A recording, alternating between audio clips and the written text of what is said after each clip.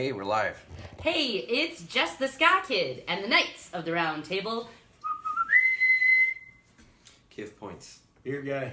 And on the phone with us this evening is our very special guest, Jimpat from Stop Heroin in Kenosha. Hello, Jim. Hello. Hello, and welcome to our internet-based web show. Thank you so much for joining us. So let's start. You are Jimpat, and you run and manage the Stop Heroin in Kenosha page on Facebook, correct? Correct. All right. So can you tell us what Stop Heroin in Kenosha is, when it formed, and how it came to be? All right. 2013 was about 6 months into my recovery. I'm a recovered heroin addict myself. I was, fresh into recovery for about 6 months, straight out of rehab. And a friend of mine in town, he overdosed and died off of heroin. And in the past, my kind of thing was, if I dealt with grief or anything, it was I went and got high, drunk, whatever.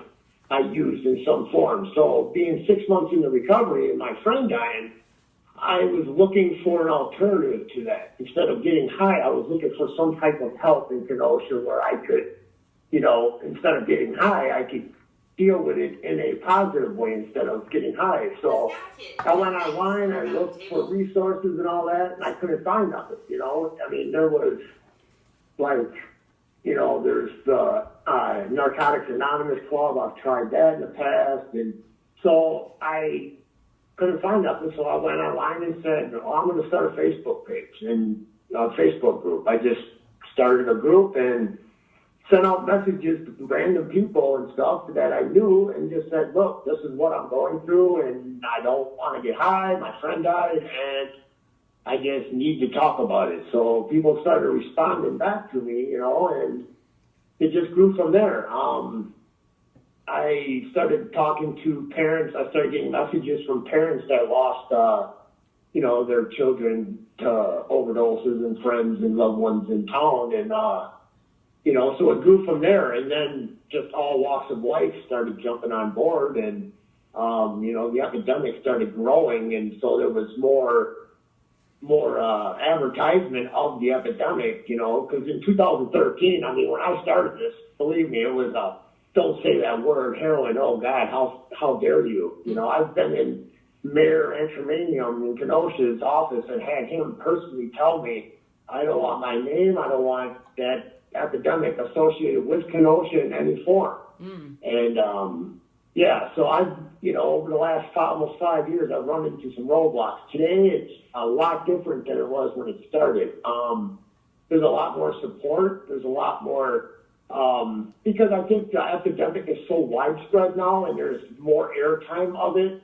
And it happens to not just, people at first thought the junkie or the heroin addict was that guy in the homeless guy in the alley, with the brown bag and, homeless. But when people's, the senators' kids and such as, the more predominant members of society, it starts happening to them. It gets more, more focal point. Like tonight at 10 o'clock on the news, there's a big thing about the overdoses with fentanyl in Kenosha, Racine, and Milwaukee. So there's a big thing on the news tonight about it. So. And so, I started the group, and it started growing from there, and I filed with the state of Wisconsin to form a nonprofit. Well, actually, in the state of Wisconsin, it's a registered entity, what do you want to call it, incorporated or such. So then after I got that title, then I had to go to the IRS to get the nonprofit status, the 501(c)(3). So. Since 2013, we've hosted many different events, like rallies in the community. Every year, every summer, we have a big one. It's called the Stop Heroin Kenosha Barbecue. It's coming up in July 21st on Citizens Island, and what that is we collect all kinds of food from the community, and we have a big family-style barbecue on the lakefront. Last year, we had about 300 people in total that were in attendance. We had community resources, like Kenosha Human Development Services, Hope Foundation, different, religious, spiritual organizations in town. The AIDS Resource Center was there, just different resources. And, if parents needed or somebody needed to know where they could get Narcan training or where they could possibly get their loved one into rehab or such like that, the resources are there. So then, go ahead. I was going to say, so with this project that you have now kind of undertaken, do you have other supportive staff or a street team that, assists you with trying to educate folks on what your organization is? Oh, yeah. I mean, I have, a lot of friends. I mean, it's just pretty much just a bunch of us that get together and kind of made a pact with educating the public. I work with Patty Hansen. She's the intravenous drug coordinator of Kenosha County from Kenosha Human Development Services. She's one of the big ones that helps me. Scott Carney, he runs Carney Consulting in Kenosha. And then there's a bunch of other people that are recovering addicts themselves. So what my big goal is, I want to open it's called a detox/family resource center in Kenosha. And that, again, I, bump heads with the city council and stuff on this because they don't want it in the city of Kenosha. The type of people that they say that this is going to attract isn't. You mean like every fucking person that might live 2 doors down from each other? Exactly. Or even sitting at the table with the mayor at that time or whatnot, but, they still have that stigma of what a addict is. So, and that's what my main goal right now is. A couple of weeks ago, we had a rally on the lakefront, stop the stigma and stop heroin and the stigma, rally. And that's the main thing right now is to get the public educated because, there's still that, I get messages all the time from people that just, do you think you can actually change the world, blah, blah, blah. You know what? No, but I'm at least trying to save a friend or a loved one or possibly, in the last 5 years, I can count probably 25 friends, close friends that I've known for many years that lost their lives to this addiction. So, and they weren't full-blown just, bad people. I mean, they were, good people. They just made bad choices. Right. I mean, sometimes I think that needs to be part of the education process is that it's not that only bad people are our conception of what bad is does drugs. Lots of good people do drugs.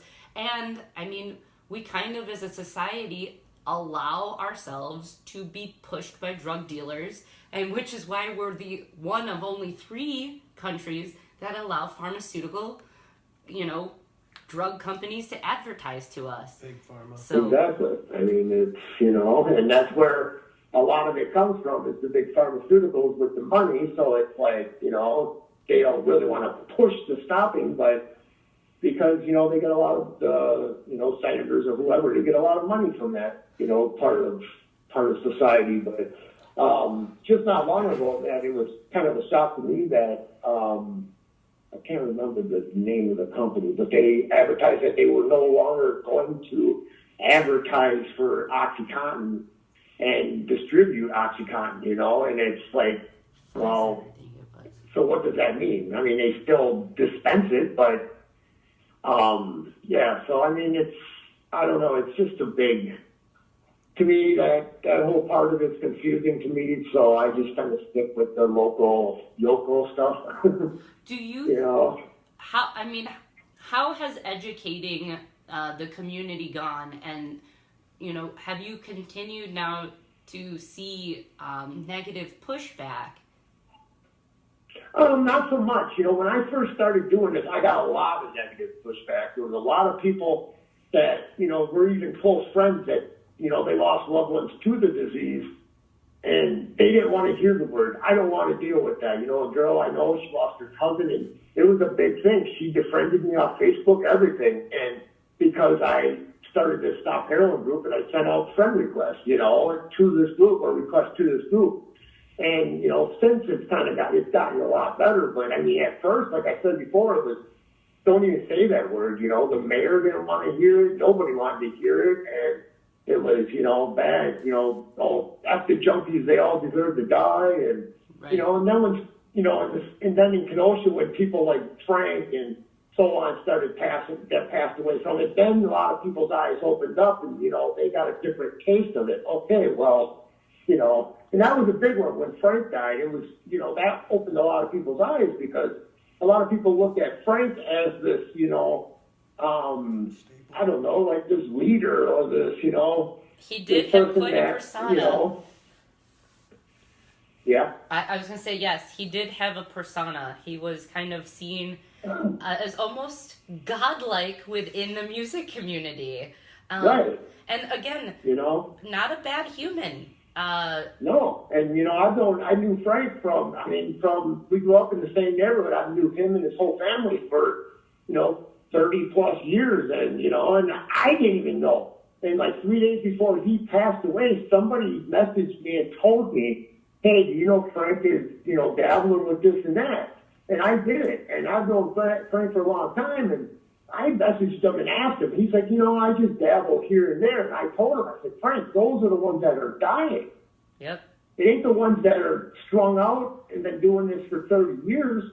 It's the ones that just dabble are the ones that think they have it under control and they don't know what they're dealing with. And that's what scares me with Kenosha because I have two young sons, one's 21 and one's 20, and they've told me both 3 years ago when they were in high school, they've been offered, painkillers and this and that. So when these kids start taking these like oxys or perks, they get that strong, that feeling. I mean, then when they don't have them pills anymore, then the next thing comes, and that's when heroin comes into the picture. Mm-hmm. And, and it's so. As far as educating the community, do you have literature that you have like anywhere out and about or? Yes. So go ahead and tell us what kind of literature you have and where is it available? Okay, I made it myself. I do everything pretty much myself out of my own pocket, such as T-shirts, stickers, advertisement, everything I do myself. So I one day sat here and I printed up probably 150 trifold brochures that I printed off my own little thing here. But, it's just, it's a brochure that has like area resources where they can get training for Narcan, where they can get help getting into rehab or detox. Free AIDS testing, free hepatitis C testing, or free counseling, peer support. And also on there, there's a history of what Stop Heroin came about. There's a little section of brief section about where I came from. Because when I was strung out and somebody that was, in a suit and tie and behind a desk in a book tried to tell me, hey, drugs are bad, I looked at him and said, yeah, how do you know? Have you ever experienced, do you know what it's like to, be addicted and go through daily life of this? And they would look at me like, well, no, but my book tells me, yeah, but your book, So when somebody like me that has been there and been done it, and they look at me in a different way, I get messages every night. It's crazy because I work a full-time job and I go to school full-time, but I seem to find time to message back the majority of the people that message me, but I usually get a message here and there once in a while saying, hey, I messaged you. You never messaged me back. And they get mad, and I understand because, they're at their wit's end and they're looking for help. And, their loved one or them or whoever, they're looking for some type of answer. But they, I try to tell them, hey, look, I'm only human and I'm only, I can only do so much. But the literature you can get, Club Breakaway has it, the AIDS Resource Center has it, a couple of the area downtown, there's a couple little coffee shops and stuff that let me, stick some flyers on their shelf, on their counters and stuff that, you know, they under, like I said, the word of mouth and, you know, the advertisement on the news with, you know, the spreading of the epidemic, you know, it opens more eyes of society that, you know that, hey, there's a problem going on here, that, you know, there's 174 people in the United States that are dying every day from this. And that's more than wars. I mean, and, you know, last year alone, we lost, what was it, 64,000 people to this. I mean, so, but, you know, there's, you know, little coffee shops and stuff downtown that has them, you know, just random places, wherever will let me put them pretty much. I call it, you know, spreading a message of hope, but, you know, wherever I can put it, I put it. I get messages all the time, like, what's her name from Sid City Zoo? She just messaged me. She wants to let me use, you know, her facilities to have, you know, any type of events and stuff like that. And I get messages like that all the time from people in the community, like Cardinelli's Bakery. They've, you know, committed to donating all the bread and stuff for the barbecues and so on like that. So, I mean, you know, the support is coming. I mean, but there's still a lot that needs to be done because Kenosha alone, there's no rehab. There's no inpatient rehabs in the city of Kenosha that's long term. I mean, there's the care center downtown that's like a 3 to 5 day stay. Yep. But other than that, there's and that's really not nothing, even a you know? rehab center. That is if you're sober enough, we'll monitor you so that you don't fucking die. Here's the street. Good luck. Right. Right. You know, they let you sober up enough and then they stick you right back out. But, you know what? I even put a business plan together, went to the mayor, and I don't know if you guys know who Kyle Flood is. He just ran for alderman, and he was on the school board. Well, he's, you know, a big supporter of this, and he just messaged me yesterday. He's arranged for a meeting with one of the guys that's running for sheriff, Andy Berg. And the guy wants to sit down and, you know, see what we can all just come together and what we can do to help stop this problem. I mean, Kenosha don't even have a methadone clinic. I mean, there's another stigma. I mean, I don't want to get into it, but a lot of people look at it as you're trading one addiction for another. But the thing that methadone does, it gives an addict the chance to get their life together with, you know, with counseling and that, and not have to deal with the withdrawal and the rat race of the addiction, because you know, you take your dose of methadone and you're good for 24 hours. You know, you're not on the streets looking for dope. You're not getting it from, you know, some corner guy that's mixed with fentanyl and you're dying. But methadone, you know, it's a program that you take your dose and then you have to go to counseling once a week and so on, and you go through phases. And then when you get to the end, they wean you off, and then, you know, I call it training wheels. You know, while you're getting your life together, you're taking your, you know, it's like Suboxone or Vivitrol. Kenosha has the big Vivitrol program too. So, Mike has a question for you. I do. Okay. As far as there is a part of people that want to quit and at the same time don't want to quit and are not ready to quit. And I feel like a big part of that is if you feel forced into doing so, you probably are not going to do so. In a few big cities, I have seen a few documentaries where they have a program where it is community service officers going around offering clean and free needles in exchange to where they can get rid of their old cookers and stuff, so this stuff isn't laying out on the streets. Is there any progress that you see happening in our town or anything we could do to help people at least get a disposal place or a place to get clean needles so that they're not reusing and they're not getting sicker in other ways? Right. The AIDS Resource Center of Kenosha, there, it's 1212 57th Street, the old Spanish Center.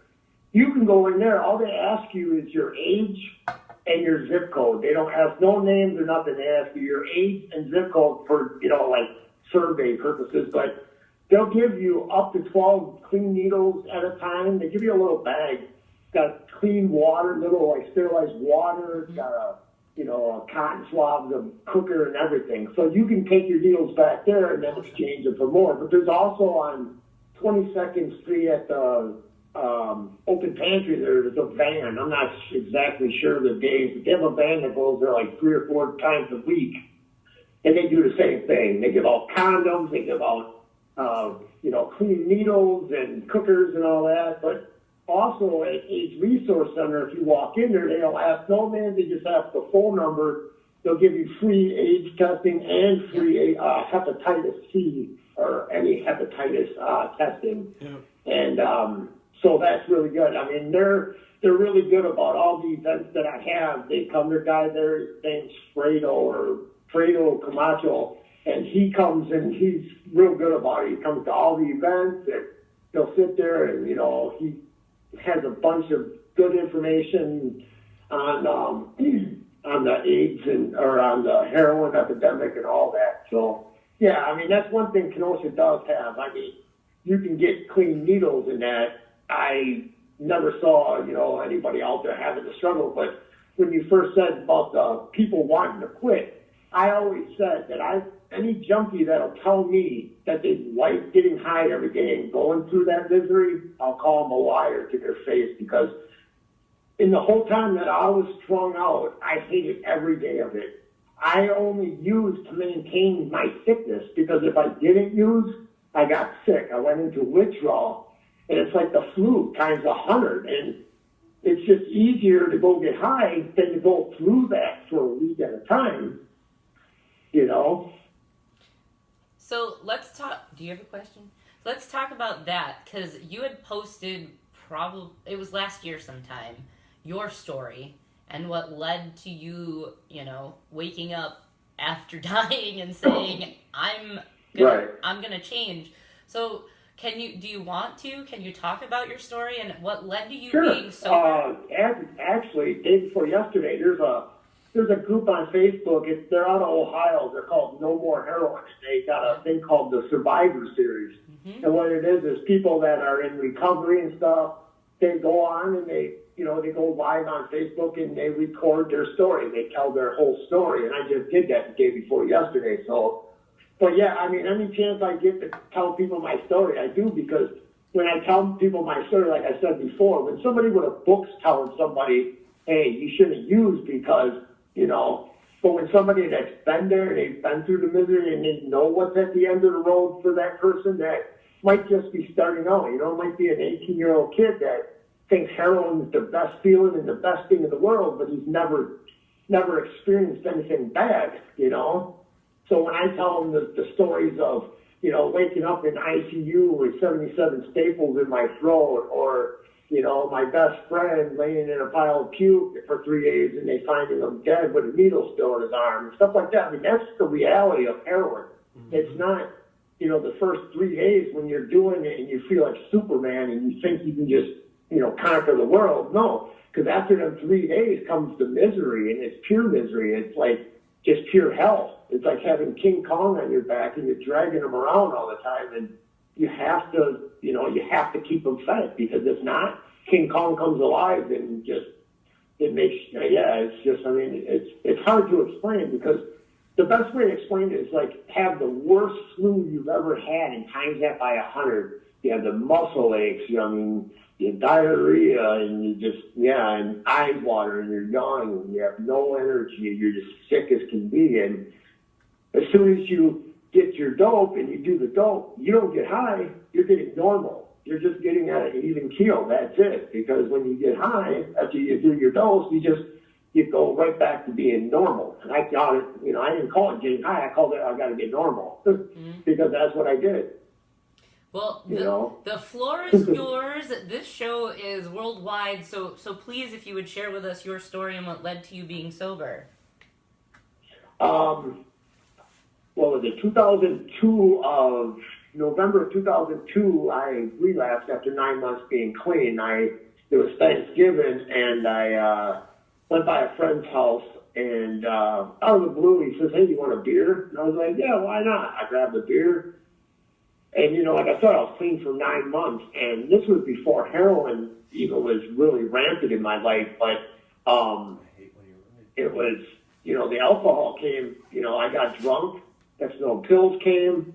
I was drunk. Well, long story short, I ended up breaking a razor. By the end of the night, I got in a fight with my girlfriend over a set of keys or something, and ended up breaking the window of my apartment, going into the bathroom. I broke a Mach 3 razor, looked at myself in the mirror, and slit my throat. Well, I ended up dying 2:33 a.m. They pronounced me dead after they found me up by the train station there in Kenosha, by the Kenosha train station there up on the tracks there.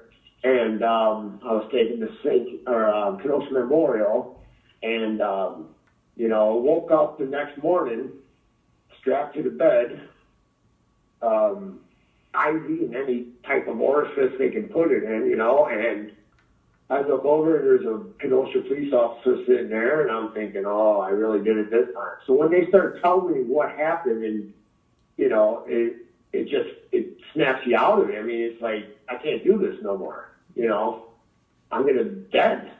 But then, like I said, heroin always hung around for some reason. Alcohol has been gone a long time, but heroin, it seemed like it always stuck around until my friend died. And then when he died, it was like looking into a mirror. Me and him, I've known him forever. We grew up together, went to grade school together and everything. And when he died, it was like looking in a mirror saying, that's going to be me. If I don't sober up or if I don't get clean, that's going to be me. And, that's when Stop Heroin came about, because I was, like I said in my story the other day, I did one thing that I never did in my life. I was honest, not with, people around me, but with myself, because for years and years and years, I told myself, I'm good. But in reality, I wasn't good. All the people around me see what I didn't see, but,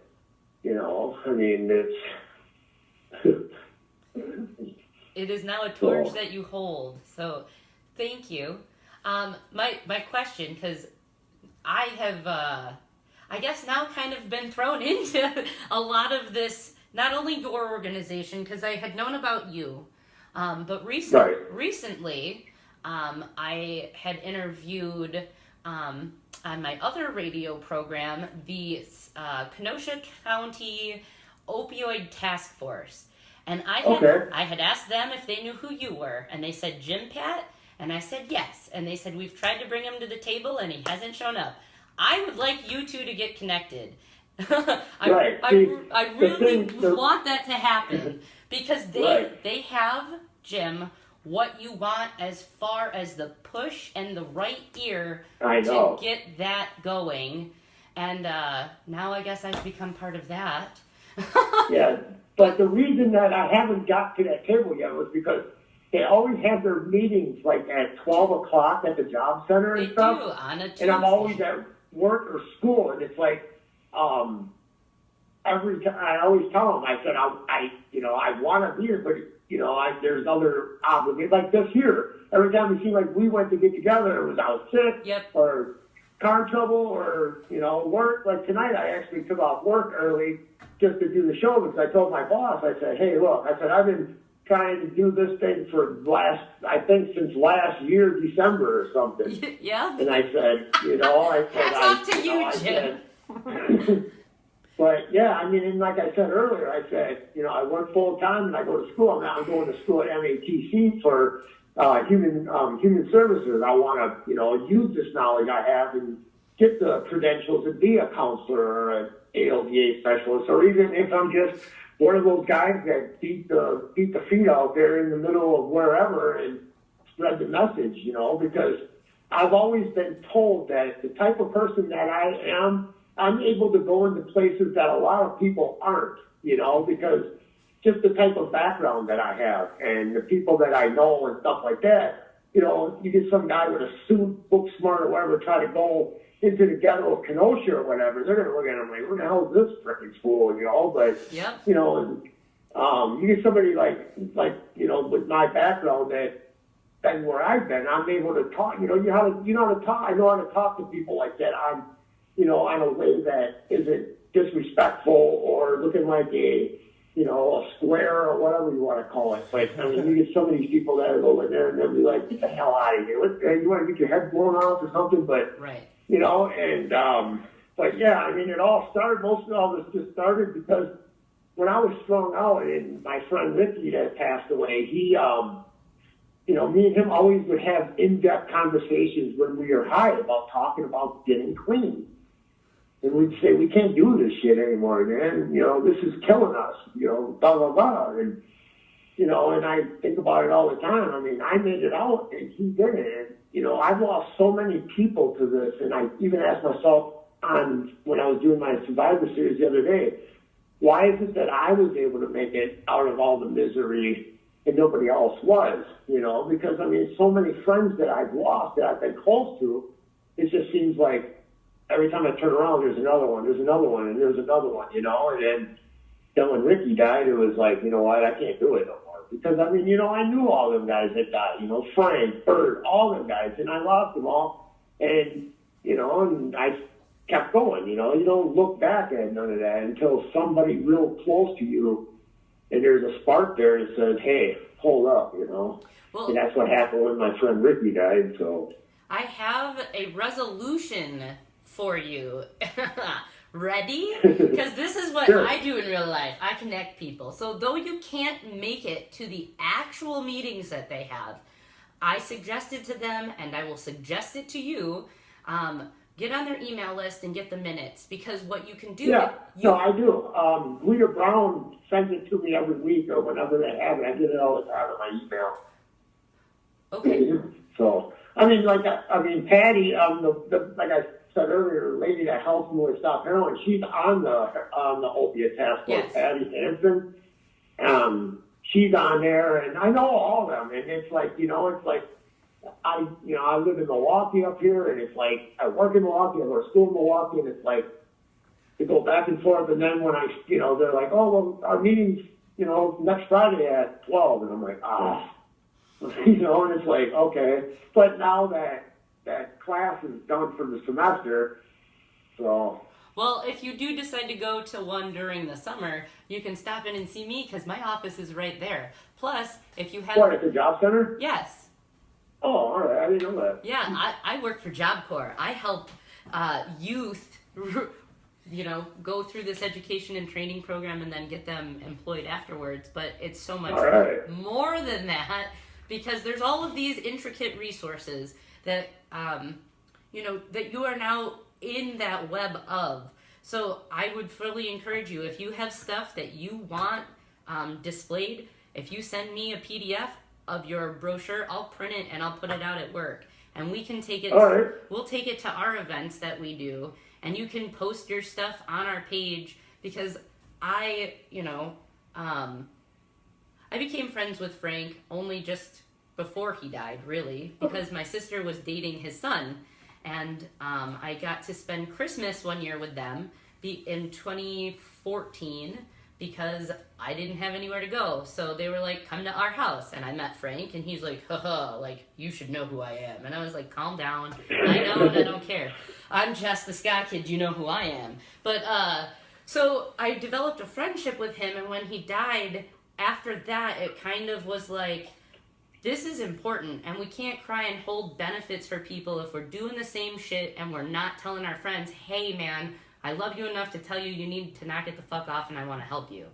So, right. So that's kind of the and platform. See, that's what was weird because, like I said, like 2 or 3 days before Frank died, I got a Facebook message, and the person that messaged me, I don't really even know. I know who it is, but I don't think I ever met the person, but they knew what I do. And they, I get messages like that all the time. You should really call this person. And well, I'm not going to go and just start, hey, you need to get clean. They need to, that's their first step. They need to, I can talk to them until I'm blue in the face until they make that decision to quit. There's nothing you can do. That's one of the biggest things that parents don't understand when they message me. Mm-hmm. They seem to think I have this like magic pill that I say, here, give them this and they're clean. Right. It doesn't work like that, I tell them. I said, you can threaten them all you want, this and that, because they did it to me for years. I mean, I've been to prison 5 times and everything, and it took me just my best friend to die and for me just to finally wake up and say, you know what? I can't do this no more. But, they put me in prison, they put me in jail, they put me here, there, everywhere, and I still got out and did the exact same thing. Right. But I tell parents that, and they're like, well, my daughter, I know she's using, and I find these burnt spoons and stuff, and I say, yeah, you're finding paraphernalia and you're finding the signs, but you need to the best thing to do is to have her message me or give me her number, and I'll call her and just tell her a little bit about the stuff. Because the thing is you get these 18, 19-year-old kids, and like I said before, they do the drug. I'm not going to lie, it's the greatest feeling in the world when you do it. But once you play the tape all the way through and you get that monkey on your back, it's too late. It's misery. It's pure hell. I always said, how can something that makes you feel so good cause so much pain? Because, it's just pure hell once you get so far in it. And I try to explain that to people, I just try to tell them, look, I've been there. Take it from me. I went through it for 30 years, and, that is not where you want to go. My kids are, like I said, 20 and 21. I tell them, smoke pot or whatever. Don't do that, because I'm telling you, and they, and I think, they're good kids because they seen their mom and dad go through it. They lost their mom to an overdose. And like I said, all these things happened to me, but, the drug is so powerful. I was with her for 15 years, and when she passed away, I still didn't get clean. And it was like, and if you would think something was going to jar somebody straight, it would be that. But, when I finally got sick and tired, like they say, you get sick and tired of being sick and tired, you finally say enough. But I just think that I had to go through what I went through to become the person that I am, to be able to, to help the next person. And, that's just my belief. But, a lot of people, I get messages. I'll wake up like tomorrow morning and there'll be 33 messages from people that, other messages, and I'll be like, who are these people and how do they hear about me? Like, this person's from Ohio or whatever. And it's like, hey, can you help me? Do you know somewhere I can get in rehab? And it's like, well, I can, call a couple people and see if there's beds, but that's the thing now. There's really nowhere to go anymore because it's so widespread. There's, it's hard to find anywhere to get people in there to get help. Right. What? Because, there's... Go on. There's, there's a lot of beds, but then you get these people that mess them up, they'll say, yeah, I'm serious, I want to go. And then they go and they're there for a week. They say, you know what, I can't do this anymore. And this guy, this organization or whatever just paid for them to go to Florida on the bus and get into rehab and everything. And now they change their mind, and it's like, so a lot of people, they're more leery about it because you have to be serious about it. It isn't something, this is like I told my, one of the things I told in my story the other day, when I was strung out, I married a person just for a scam to get money. That's how bad I was. I married somebody just to be able to get money. But I told this girl when I got clean, I told her, I said, look, there's nothing between. I said, I'm fighting for my life here. This is life or death. I said, I can't just, that's when I stayed in Racine, but I never went back. I didn't go back to Kenosha right away because I was scared. I knew if I went back to Kenosha, back to that, where I grew up and was from, and knew where everything was and knew where to get dope in that I didn't have a fighting chance. So why have you been so successful? What is your drive and oomph that makes you not relapse and go back? Because I remember where I came from. It's people like Frank, Ricky, Amy, all my friends that passed away that I remember that, I can't be that person because I don't want to be one of those statistics. I told myself before that I never would be a statistic. So now that I got this chance to be clean, but I think I'm so successful because I have the drive now to ask for help if I need it. Mm-hmm. Before I would get clean, but when a problem came up or something bothered me or whatever, I kept it to myself until it got so bad that I said, and I would go get high to deal with it. So that's why when my friend died and I was like, you know what, I know I got to find something quick. And now it's like that, when something arises or there's problems, I call, a list of people that I have that are close to me. And, there's always somebody there that's willing to reach out. And that's how I am when people call me. Hey, I received calls at 3 o'clock in the morning. Hey, I'm in Door County. and I'm stranded and I'm with this person and they're, they came up here to get drugs. Can you come get me? Well, send me the address you're at. I'll be there in a couple hours. And I drove there to get them, and stuff like that. But,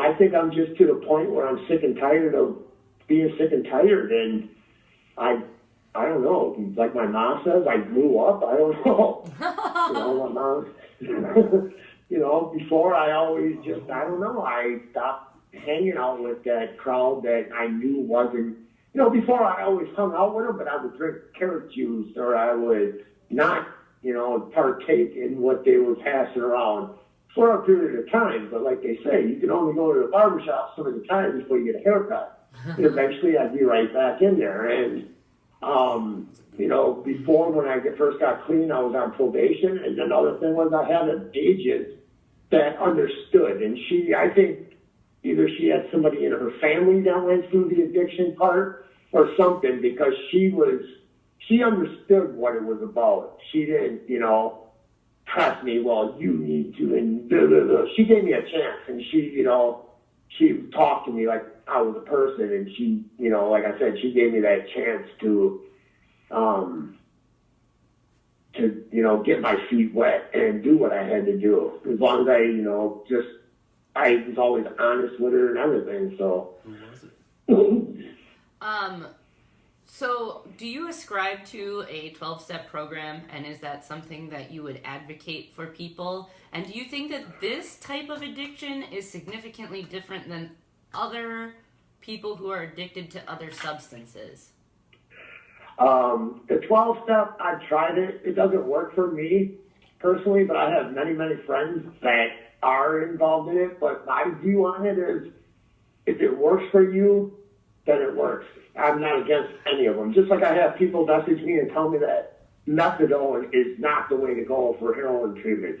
But I was on methadone, and that helped me tremendously to get through that first step, to get through the withdrawal and to get my feet planted. But 12-step program, I've tried it. I've had bad experiences with it, but I know many people that are, involved in it, and they love it, and it works for them. Just like I know people that are involved in the church, and they get clean through the church.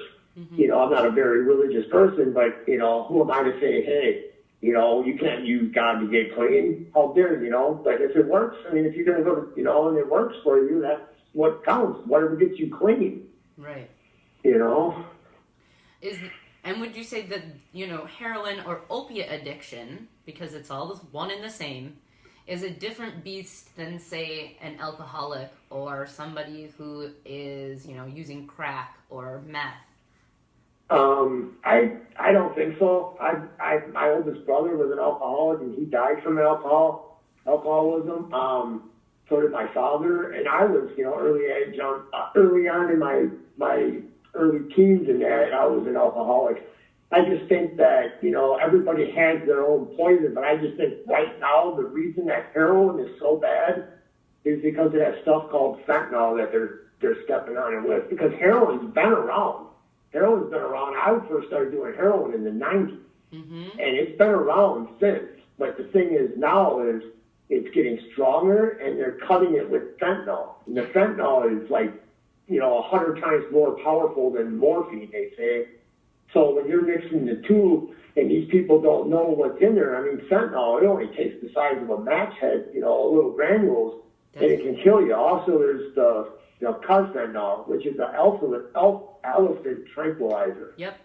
And they're putting that stuff in there, so. I was going to say, the medical examiner, when I was asking questions about the statistics, said that the reason why they were awarded a grant so that they could distribute Narcan was that Kenosha County has the highest per capita throughout the state deaths and use dosage of opiates, and that these toxicity reports that she's receiving back are fentanyl based. Specifically fentanyl. Yeah, and that the carfentanil has not yet come to Kenosha, but she says that it would be completely ignorant of us to think that that's not right around the corner, because and those numbers it's easy to get. And You know, Right. what she had left to say was that it's hard to, really make sure that the product you have is pure unless you test it. And she's like, it's not like you're going to go back to your drug dealer and say, hey, Right. man, this shit's laced. Give me something else. So, Right. why? And I think I'm confused as to why anybody would want to cut anything with this, because it's a poor business model. If you want people addicted to something to come back to, you don't want them to fucking die. So why but did if you look fentanyl at become something? the overall picture of it, when people die from heroin, that's the stuff people want. Yep. And that's They what's want crazy. the strong shit. Yep. You know, they want that stuff. Like Yep. when I was high out there, I would think, no, I'm stronger than that person. They died because Yep. they don't know how to handle it. Ah. And I would, I would seek that stuff out. But the thing is what I don't understand out of all this is, like you said, why are they cutting it with fentanyl? I don't understand where it's coming from, because it's so prevalent in society now. It isn't just here and there; it's everywhere. No, it's So everywhere. it has to be coming in from like Mexico or wherever, because I don't think the guys in the ghetto are doing it, or whoever's selling it. I shouldn't say that, because that's kind of stereotyping, because it's everywhere. It ain't just over there now, but it isn't like the guys on the street that are cutting it. It's there when they get it. Mm-hmm. Because I knew a dude that when he sold it, he told me, he goes, hey, I go to Chicago, I buy it from my guy, I come back here, I bag it up, and it goes out. He goes, I don't touch it. Mm-hmm. He says, I don't put nothing in it, but, so I don't know. I mean, it's, like, I don't understand where it's coming from either. I mean, I always said, they don't have to send another plane into the towers, because they're just sending all this pure heroin into the United States, and we'll kill ourselves. I don't know if it's, Right. it's crazy, because it's, I always get these messages from these guys. I don't know if they're doomsday warriors or what, but they always send me these links to YouTube with the American troops guarding the poppy fields. And it's like, in Colombia, when they found the cocaine labs and that, they just burned it all. Right. Well, why are they... You know why? Because we're creating consumers, because we're letting people become sheep. I'm sorry, not that I'm a conspiracy theory, but I firmly believe that we're poisoning ourselves for a specific reason. Because if everybody's confused, undereducated, and abusing themselves and dying, they're super easy to control. Well, and also, why do you think they make more money off of selling the opioid pills versus selling the methadone back to Right. the one that's trying to get clean? They're making more money on the pill itself. So, I mean, that Yeah, really I is never what it boils understood that. down I to. mean, when it was the 90s and it was the crack epidemic, I mean, they had laws up the ass. They had everything. Right. But when it comes to the heroin thing, it's like Trump, he'll say, oh, this is a, national blah, blah, blah, but then there's no money being drawn out. No, It's because like, well, how can you big fight pharma's this in their problem? pocket. Yeah, that's... So, when people ask me, well, what do you think can be done to end it? I'm like, I don't know. To end the overall problem, I have no idea. I mean, locally, I think it's got to do with educating, not just the parents and that, but the younger generation. I think we should be in the user. Elementary or junior high schools, and But explaining to them what the opiates do. I also think, though, that education component does need to go to adults and to people who, Oh, yeah, exactly. they walk into their doctor and they say, I want this because I hurt. And when I did ask that exact same question to the opioid task force, I said, what do you think needs to be done? And both of them looked at me uncomfortably, and they said, people need to stop asking for drugs. We need to have Big Pharma not advertise to us. And we the need... doctors in the 90s did it, they say. Well, and, they also advocated for other holistic sort of healing. So, if you go in and you have a toothache, perhaps it's not as bad as you think. Take some Tylenol, and here's clove oil. or my back hurts. Right. Let's talk to some other forms of Eastern medicine type doctors. So like those are people from the health department saying we need to advocate for alternative uses of medicine. Which leads me, because I asked them and they wouldn't talk about it, but I'm going to ask you because I think you'll probably talk to us about it. What is your view on states that have legalized marijuana and we have seen dramatic reduction in overdoses and deaths as well as usage of opiates? What's your opinion and view on that? I believe marijuana should be legal. I mean, I've smoked pot probably 25 years, but I mean, just the studies that show across the board on not just on the opiate level, but on all, I mean, my nephew, he's 12 years old and he suffers from autism.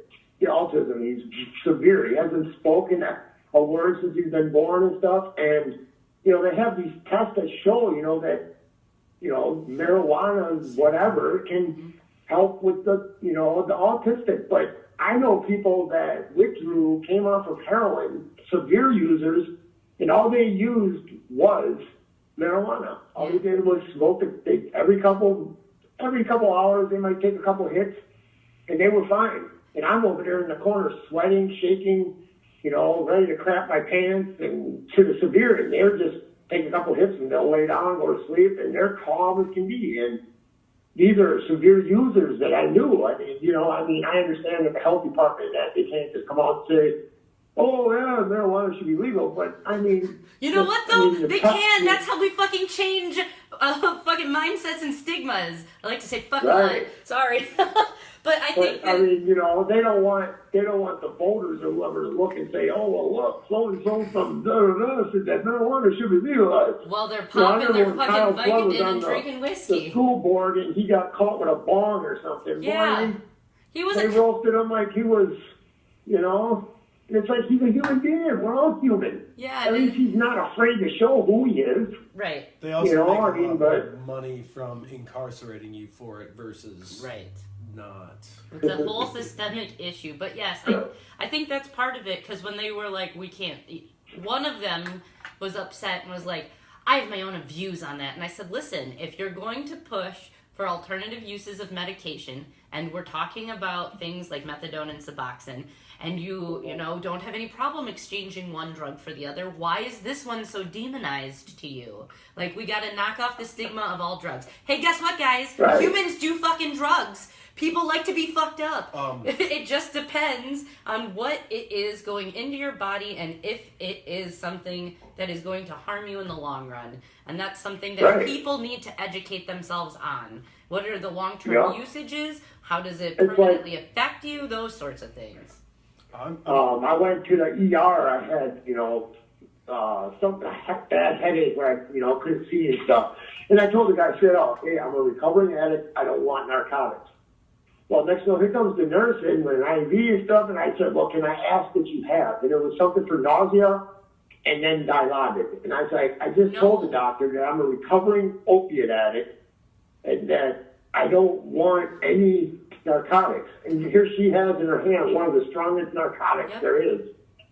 So then, when the doctor came in, I said something to him, and I told him, I said, people are dying every day on the street, this and that. I said, doctors in the 90s pushed that OxyContin like it was M&M's and this and that. I said, I'm not going to But when I left, and they give me that stack of paperwork, my girlfriend went through it, and she says, look at this, and she handed me a script for 30 Percocets. And I walked right back in there. I put it on the counter, and that lady looked at me like I kind of had to calm down because there's security in that. But I told her, I said, can I speak to the doctor? And then he come on, and I said, I just specifically told you that, people are dying every day on the street. I'm a recovering addict, but you stick a script for 30 Percocets in there? Well, sir, just in case you need it for the pain. No, I told you I don't want that. Right. But, the doctor put it in there, no problem. No big deal. Because he was going to get paid for giving you that. Well, and they also give them, trips for these expos and whatnot for the medications to, Hawaii. Right. And Yeah. So you get them, they'll sell, push off so many. That's why in the 90s, OxyContin was this non-addictive alternative. But I was just saying what you were talking exactly. The worst one. Right. So, we're talking to Jimpat, fellow viewers who are just tuning in. Thanks, Jess the Ska Kid, Knights of the Round Table, Kid Points, Beer Guy, Jimpat from Stop Heroin in Kenosha, and we have spent the last hour discussing his story, recovery, how you can get help. Jimpat, real quick before we're done with our hour with you, let's again go over where folks can find Stop Heroin, some of your allies, and where people can get information. And touch on, too, I know I'm giving you a whole laundry list, the Narcan. The what? Narcan? Mm-hmm. All right. Stop Heroin in Kenosha. There's 2 of them on Facebook. If you go on and when you search, one will say public behind it. That's just a regular public page. And there's also a private group. The reason there's 2 is because I find that some people are not so apt to open up in a public page where anybody can see. So there's a private group where, there's all walks of life, and there's over 2,000 members. But I find that, people were scared to open up in a public group. So with the private page, people are more apt to say, hey, I need help or whatever. But if you go on there and anybody can see it, they won't. But there's one that says Stop Heroin in Kenosha, and it says public, and then there's one that just says Stop Heroin in Kenosha. The one you got to send a request to, but I get requests from people from like Pakistan and stuff. I look at everybody's page when I, because those folks want the poppy for you cut down too. Get the fuck out of my country. Stop killing our family. Well, it's like if you're from Istanbul and you live in Istanbul, what do you need Stop Heroin in Kenosha for, And right. There's a lot of trolls. But anyway, there's that on there. If anybody, is looking for help, they need help, they can call Kenosha Human Development Services and ask for Patty Hansen. Mm-hmm. She's awesome. She if she can't do it, she will know where you can go to get what you need. That's who I always, if I don't know the answer, I always go to her. Like I said earlier, she's the intravenous drug unit coordinator for Kenosha County. So she's like the one that when you go to care center and all that, she's the one that does the assessments and all that from the hospital and all that. So Narcan, though, you can go to the AIDS Resource Center. It's a 15-minute video, I think. It's like 12 minutes. Mm-hmm. You watch the video, and they'll prescribe you the Narcan right there. Mm-hmm. I'm not sure what they have, if it's nasal or intermuscular, because they change it back and forth. Mm-hmm. And Kenosha Health Department also has the Narcan training. Yep. And that one is nasal. That one is nasal because they brought it onto the show. So, but for more information on all of this shit, and we'll put it in our videos, and it'll be on YouTube, and then we'll post it on our page as well. Jimpat, god damn it, when I send this to you, you better post it on your damn pages and groups. Oh, I will. Okay. And like I said, when I stop in Job Center, I'll come and see you. I didn't know you worked out there. Yes. And it's funny because D.A. Gravely, who sits on the opiate task force, was my professor. Yeah, and let me tell you a quick story about that. I was on probation for 18 years, and when you asked me about the 12-step program, the reason I was on probation for was, I don't know if you guys know what Club Breakaway is. Oh, yes. Okay, well, back in like 2001 or 2002, there was a big fire there. Yep. Okay. I was one of the people that was involved with the fire and was charged. I wasn't charged with the fire. I was charged with burglary. And the girl I was with that told me she knew where the money was. That's how strong addiction is. Because I was a member of the club. She told me she knew where the money was. We went in there to get the money. I turned around and she's dumping gasoline all over the DJ equipment. I was out the back door and gone. Well, I got charged with burglary and was given 18 years probation. And the person that was the one that was across the table from me was D.A. Grangle. Yeah. So, and I've received like messages from him and stuff that he wants to beat me. and stuff. And, you know, and I told Kyle, because Kyle even told me that, you know, he asked that he would like to meet me. I said, you know, how ironic is that, though, you know? 13 years ago or 16 years ago, here I'm sitting across the table, he's sending me to prison, and here I am, you know, possibly could work with this guy, you know? So, I mean, if that ain't a ironic story, I don't know what is. So, but, I mean, it just goes to show you, if you're serious about recovery, I mean, it's possible. I mean, I say it all the time, recovery's possible. It's just, you know, I don't know how to say it, but you have to be ready for it. I mean, you have to want it. I don't know how many times I thought I was, but I just stumbled and just was lying to myself the whole time. And like I said, the best thing I ever did, I was open and honest, not with the people around me, but with myself. Mm-hmm. I told myself that if I don't stop, I knew what was going to happen. So, Well, Jim, thank you so very much for joining us this evening. And we'll put all of your links and stuff in our video, and I will share that to you once it becomes posted on YouTube. But after we hang up, if you want to go to the page, steal it, and start sharing it, feel free, because the live unedited one is up and ready for you now. If you ever want us to come to any of your events or do anything with you in partnership, you have our support, and we will help you. Alrighty. Cool. Also, hey, to shameless plug, July 21st is your Stop Heroin barbecue, yeah? Yep. Do you need So I'm music? sitting down right on top of the hill, right across from the park. Do you want music? Do you want an acoustic singer-songwriter from Texas? Because he's coming on the show on the 19th and plays the port on the 20th and is looking for something the 21st. Yeah, if you would be willing to play, yeah. All right, I'm always looking for, I'll talk to Patrick.